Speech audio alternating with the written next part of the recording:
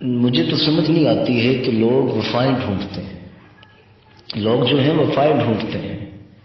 ارے جناب، جو بندہ اپنے رب کا وفادار نہیں ہے، جو بندہ اپنے رب کا وفادار نہیں ہے، نبی کریم رؤوف الرحیم سید دو عالم علیہ الصلوۃ والسلام کا وفادار نہیں ہے، تو یاد رکھیے وہ کسی کا وفادار نہیں ہے۔ وہ نہ ماں کا وفادار ہے، نہ باپ کا وفادار ہے، نہ بہن بھائی، نہ بیٹے، نہ بیوی، کسی کا وہ وفادار ہو ہی نہیں سکتا۔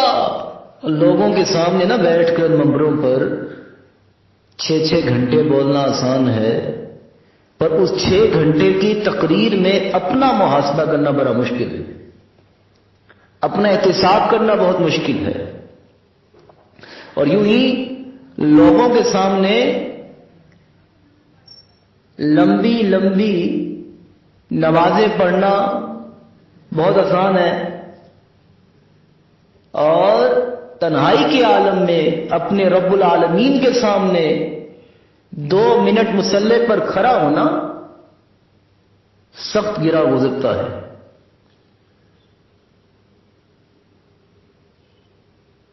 ہم لوگ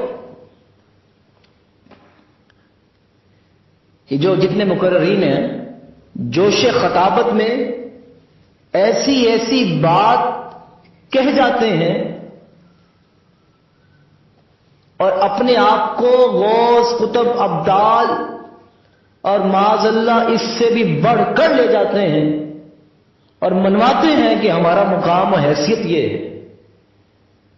بات کرنے آتے ہیں نبی کریم علیہ الصلوۃ والسلام کی شان اقدس کی، اور کریم آقا علیہ الصلوۃ والسلام کی شان اقدس کے ساتھ اپنی شان کو بھی باور کرانا چاہتے ہیں۔ اللہ کی پناہ بھائی، اللہ کی پناہ۔